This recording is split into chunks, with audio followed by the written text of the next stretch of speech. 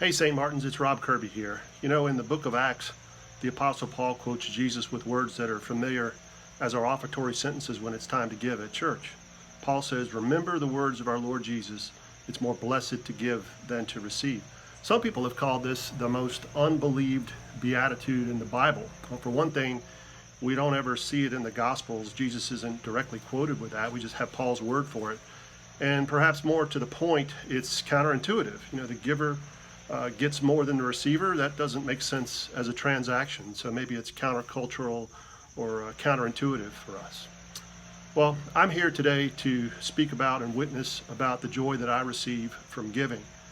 You know, there's nothing quite like the adrenaline of the rush when you found just that right gift that you're going to give to someone you love, that you care about, and it's time for them to receive it. For me, it's particularly meaningful when it's something that I've made myself, maybe out of wood or a song that I've written. Well, if you know me for a long time or for 5 minutes, you've heard me say that I'm doing better than I deserve, which is certainly true. It's a joyful blessing for me to be in a position to give, bordering on a miracle for me. And for me, giving to St. Martin's is a way to connect my day-to-day work, which frankly is not always the most joyful part of my life, with something that's more like meaning, more like praise, which translates to joy.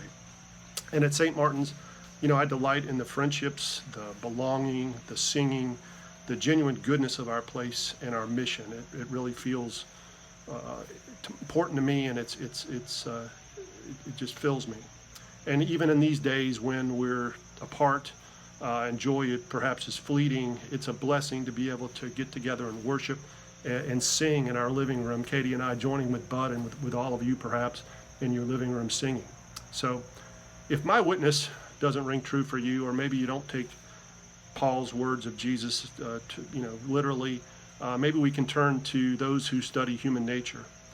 Dr. Elizabeth Dunn is a social psychologist and professor at the University of British Columbia, and she studies happiness, and particularly happiness related to money. And Dr. Dunn and her colleagues have done a bunch of research, and what they've found is that all over the world, and people of all ages are more consistently happy when they give. Her studies show that all people, even toddlers, are happy when they receive stuff, but their joy increases. They're even happier when they get to give stuff away.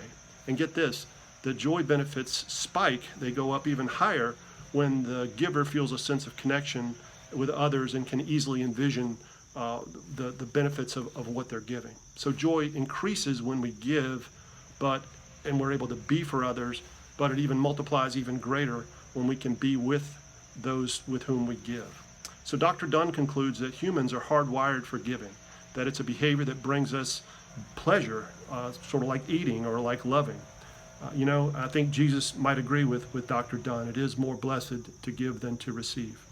It's my joy, along with Katie and with many of you, to give to the work and the wonderful community that we have at St. Martin's. Peace be with you.